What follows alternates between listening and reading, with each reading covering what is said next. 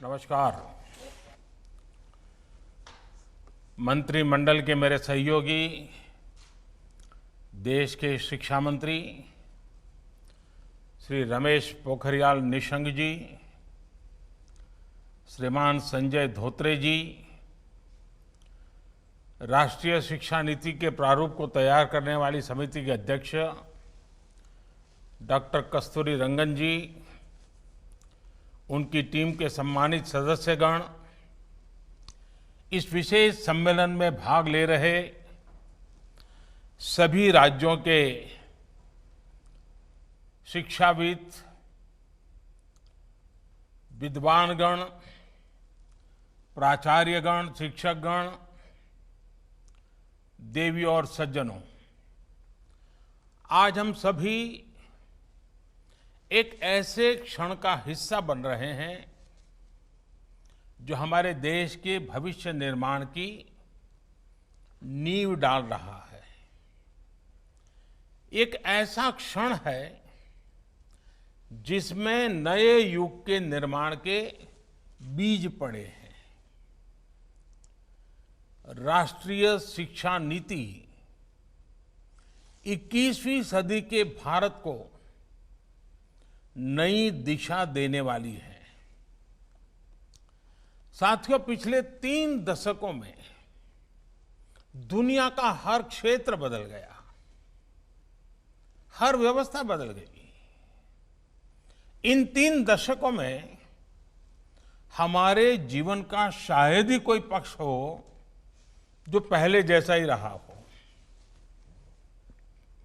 लेकिन वो मार्ग जिस पर चलते हुए समाज भविष्य की तरफ बढ़ता है, हमारी शिक्षा व्यवस्था वो अब भी पुराने ढर्रे पर ही चल रही थी। पुरानी शिक्षा व्यवस्था को बदलना उतना ही आवश्यक था जितना किसी खराब हुए ब्लैक बोर्ड को बदलना आवश्यक होता है। जैसे हर स्कूल में पिनअप बोर्ड होता है, उसमें तमाम जरूरी कागज, स्कूल के जरूरी आदेश, बच्चों की बनाई पेंटिंग आदि आप लोग लगाते रहते हैं। ये बोर्ड हर कुछ समय में भर जाता है।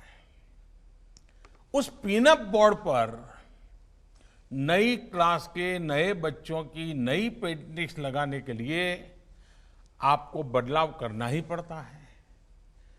नई राष्ट्रीय शिक्षा नीति भी नए भारत की नई उम्मीदों की, नई आवश्यकताओं की पूर्ति का एक सशक्त माध्यम है। इसके पीछे पिछले 4-5 वर्षों की कड़ी मेहनत है। हर क्षेत्र, हर विद्या, हर भाषा के लोगों ने इस पर दिन रात काम किया है, लेकिन ये काम अभी पूरा नहीं हुआ है। एक प्रकार से कहे तो ये काम की असली शुरुआत हुई है। अब हमें राष्ट्रीय शिक्षा नीति को उतने ही प्रभावी तरीके से लागू करना है, और ये काम हम सब मिलकर करेंगे। मैं जानता हूं, राष्ट्रीय शिक्षा नीति का ऐलान होने के बाद आप में से बहुत लोगों के मन में कई सवाल आ रहे हैं। ये शिक्षा नीति क्या है? ये कैसे अलग है? इसे स्कूल और कॉलेजों की व्यवस्था में क्या बदलाव आएगा? इस शिक्षा नीति में एक शिक्षक के लिए क्या है, एक छात्र के लिए क्या है, और सबसे अहम, इसे सफलतापूर्वक लागू करने के लिए क्या करना है, कैसे करना है? ये सवाल जायज भी हैं और जरूरी भी हैं, और इसलिए ही हम सब यहां इस कार्यक्रम में इकट्ठा हुए हैं ताकि चर्चा कर सके, आगे का रास्ता बना सके। मुझे बताया गया है कि कल भी दिन भर आप सभी ने इन्हीं बातों पर घंटों मंथन किया है, चर्चा की है। टीचर्स खुद अपने हिसाब से लर्निंग मटेरियल तैयार करें, बच्चे अपना टॉय म्यूजियम बनाएं, पेरेंट्स को जोड़ने के लिए स्कूल में कम्युनिटी लाइब्रेरी हो, तस्वीरों के साथ मल्टीलिंगुअल डिक्शनरी हो, स्कूल में भी किचन गार्डन हो। ऐसे कितने ही विषयों की बात हुई है, अनेक नए आइडिया दिए गए हैं। मुझे खुशी है कि राष्ट्रीय शिक्षा नीति को लागू करने के इस अभियान में हमारे प्रिंसिपल्स और शिक्षक पूरे उत्साह से हिस्सा ले रहे हैं। अभी कुछ दिन पहले शिक्षा मंत्रालय ने भी राष्ट्रीय शिक्षा नीति को लागू करने के बारे में देश भर के टीचर से माईगॉव पोर्टल पर उनके सुझाव मांगे थे। एक सप्ताह के भीतर ही 15 लाख से ज्यादा सुझाव मिले हैं। ये सुझाव राष्ट्रीय शिक्षा नीति को और ज्यादा प्रभावी तरीके से लागू करने में मदद करेंगे। इस विषय में और अधिक जागरूकता लाने के लिए शिक्षा मंत्रालय अनेक तरह के कार्यक्रम चला रहा है। साथियों, किसी भी देश के विकास को गति देने में उसकी युवा पीढ़ी और युवा ऊर्जा, इसकी बहुत बड़ी भूमिका होती है। लेकिन उस युवा पीढ़ी का निर्माण बचपन से ही शुरू हो जाता है। जैसा बचपन होगा, भविष्य का जीवन काफी कुछ उसी पर निर्भर करता है। बच्चों की शिक्षा, उन्हें मिलने वाला वातावरण काफी हद तक यही तय करता है कि भविष्य में वो एज अ पर्सन कैसा बनेगा, उसकी पर्सनालिटी कैसी होगी। इसलिए राष्ट्रीय शिक्षा नीति में बच्चों की एजुकेशन पर बहुत ज्यादा जोर दिया गया है। प्री स्कूल में तो बच्चा पहली बार माता पिता की छत्र छाया के बाद माता पिता की देखभाल और घर के आराम भरे माहौल से बाहर निकलने की शुरुआत करता है, उससे दूर होता है। ये वो पहला पड़ाव होता है जब बच्चे अपने सेंसेस, अपनी स्किल्स को ज्यादा बेहतर तरीके से समझने की शुरुआत करते हैं।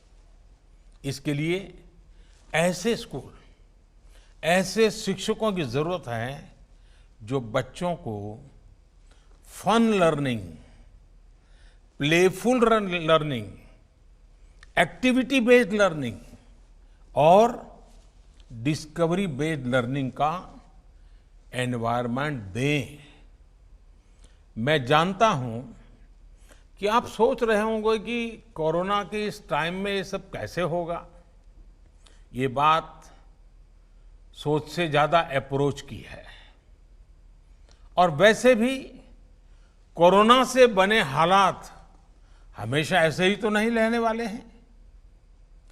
बच्चे जैसे जैसे क्लास में आगे बढ़ें, उनमें ज्यादा सीखने की भावना का विकास हो, बच्चों का मन, उनका मस्तिष्क वैज्ञानिक और तार्किक तरीके से सोचना शुरू करे, उनमें मैथमेटिकल थिंकिंग और साइंटिफिक टेम्परामेंट विकसित हो, ये बहुत आवश्यक है। और मैथमेटिकल थिंकिंग का मतलब केवल यही नहीं है कि बच्चे मैथमेटिक्स के प्रॉब्लम ही सॉल्व करें, बल्कि ये सोचने का एक तरीका है। ये तरीके हमें उन्हें सिखाना है।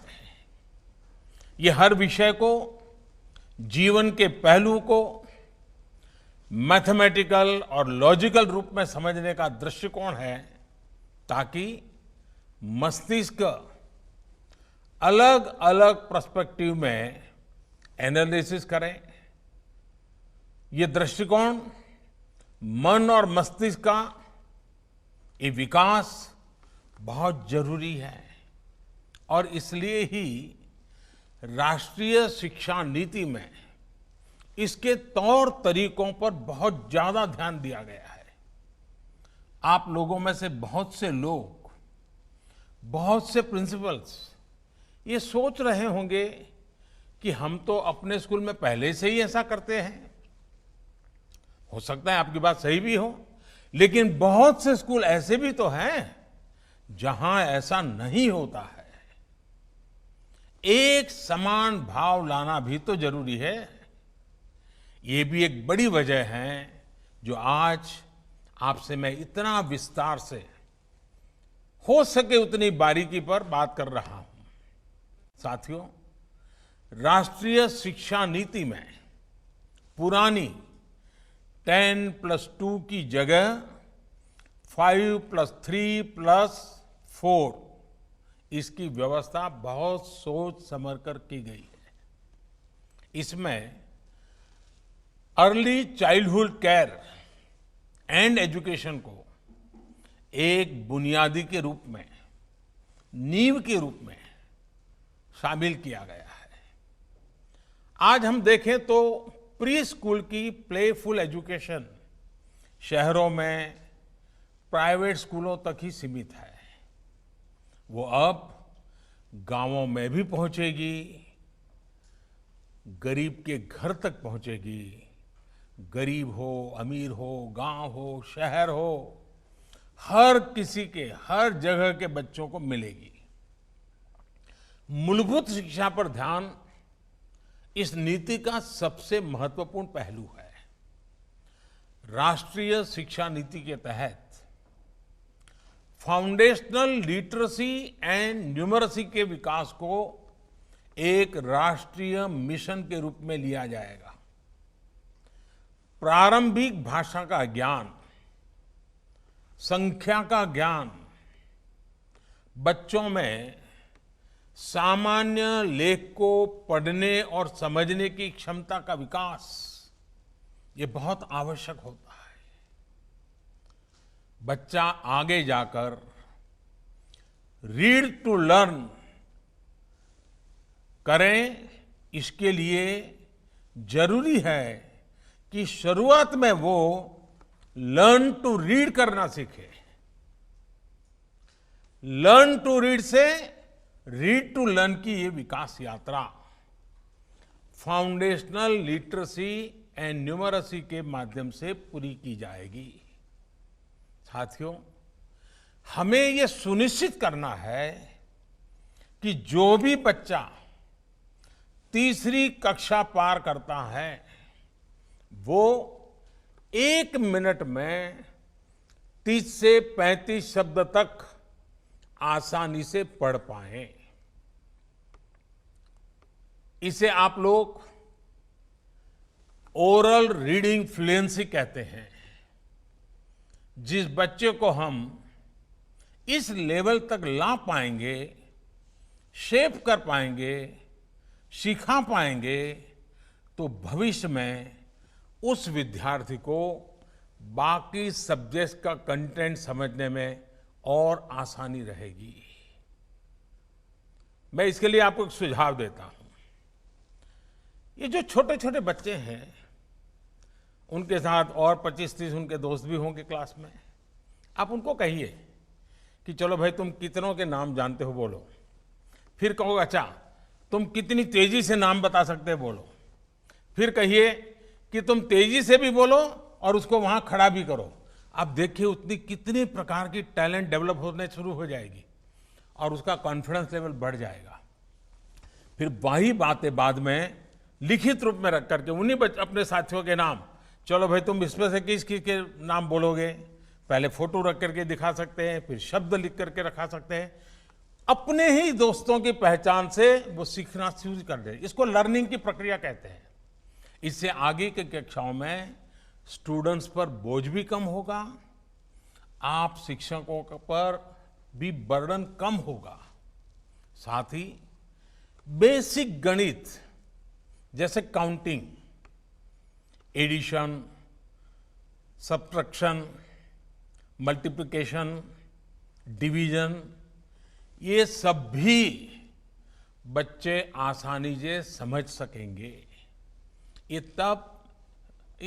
तब संभव होगा जब पढ़ाई किताबों और क्लास की चार दीवारियों से बाहर निकालकर वास्तविक दुनिया से जुड़ेगी, हमारे जीवन से, आसपास के परिवेश से जुड़ेंगी, आसपास की चीजों से, रियल वर्ल्ड से बच्चे कैसे सीख सकते हैं, इसका एक उदाहरण ईश्वर चंद्र विद्यासागर की एक जीवन कहानी में देखने को मिल रहा है। कहते हैं ईश्वर चंद्र विद्यासागर जी जब 8 साल के थे, उन्हें तब तक अंग्रेजी नहीं पढ़ाई गई थी। एक बार वो अपने पिता के साथ कोलकाता जा रहे थे। रास्ते में सड़क के किनारे उन्हें अंग्रेजी में लिखे माइलस्टोन्स दिखे। उन्होंने अपने पिता से पूछा कि यह क्या लिखा है। उनके पिताजी ने बताया कि इसमें कोलकाता कितनी दूर है, ये बताने के लिए इंग्लिश में गिनती लिखी है। इस उत्तर से ईश्वरचंद्र विद्यासागर के बाल मन में और जिज्ञासा बढ़ी। वो पूछते रहे और उनके पिताजी उन मील के पत्थरों पर लिखी गिनती बताते रहे। और कोलकाता पहुंचते पहुंचते ईश्वर चंद्र विद्यासागर पूरी इंग्लिश की काउंटिंग सीख गए। 1 2 3 4 7 8 9 10 उनको आ गया। ये है जिज्ञासा की पढ़ाई, जिज्ञासा से सीखने और सिखाने की शक्ति। साथियों, जब शिक्षा को आसपास के परिवेश से जोड़ दिया जाता है तो उसका प्रभाव विद्यार्थी के पूरे जीवन पर पड़ता है, पूरे समाज पर भी पड़ता है। जैसे जापान को देखिए, वहां शिनरिन योकू का प्रचलन है।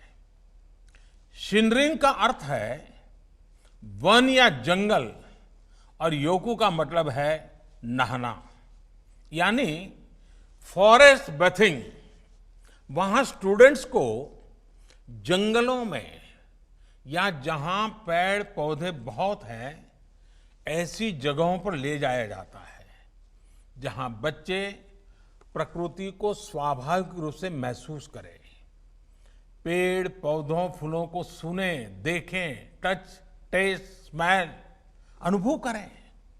इससे बच्चों का प्रकृति और पर्यावरण के जुड़ाव भी होता है और उनके होलिस्टिक तरीके से डेवलपमेंट को भी बढ़ावा मिलता है। बच्चे इसे एंजॉय भी करते हैं और एक साथ कितनी सारी चीजें सीख भी रहे होते हैं। मैं जब गुजरात में मुख्यमंत्री था तो मैं एक कार्यक्रम चलाता था। हमने एक सूचना की सभी स्कूलों को। हमने कहा कि सभी स्कूल के बच्चे अपने गांव के अंदर सबसे बड़ी उम्र का पेड़ कौन सा है, जिस पेड़ की सबसे ज्यादा उम्र हो चुकी है वो ढूंढो। तो उनको सब जगह पे जाना पड़ा, गांव के आसपास के सारे पेड़ देखने पड़े, टीचर को पूछना पड़ा और फिर सब में सहमति बना कि भाई हाँ, ये पेड़ बहुत पुराना है। और बाद में बच्चों ने स्कूल में आकर के उस पर गीत लिखे, निबंध लिखे, वक्तृत्व कथाएं की, यानी उस पेड़ का महात्मा क्या है। लेकिन उस पूरी प्रक्रिया में उनको कई पेड़ देखने पड़े, सबसे उम्र लायक पेड़ का ढूंढना पड़ा, बहुत सी चीजें वो सीखने लग गए। और मैं कह सकता हूं कि यह प्रयोग बहुत सफल रहा था। एक तरफ बच्चों को पर्यावरण की जानकारी मिली, साथ ही साथ उन्हें अपने गांव के विषय में ढेर सारी जानकारियां प्राप्त करने का मौका भी मिला। हमें इसी तरह के आसान और नए नए तौर तरीकों को बढ़ाना होगा। हमारे ये प्रयोग न्यू एज लर्निंग का मूल मंत्र होना चाहिए। एंगेज, एक्सप्लोर, एक्सपीरियंस, एक्सप्रेस और एक्सेल, यानी कि स्टूडेंट्स अपने रुचि के हिसाब में गतिविधियों में, घटनाओं में, प्रोजेक्ट्स में एंगेज हो, इसे अपने हिसाब से एक्सप्लोर करें। इन गतिविधियों, घटनाओं, प्रोजेक्ट्स को विभिन्न दृष्टिकोण अपने एक्सपीरियंस से सीखे। ये उनका पर्सनल एक्सपीरियंस हो सकता है या कोलैबोरेटिव एक्सपीरियंस हो सकता है। फिर बच्चे रचनात्मक तरीके से एक्सप्रेस करना सीखे। इन सब को मिलाकर ही फिर एक्सेल करने का रास्ता बनता है।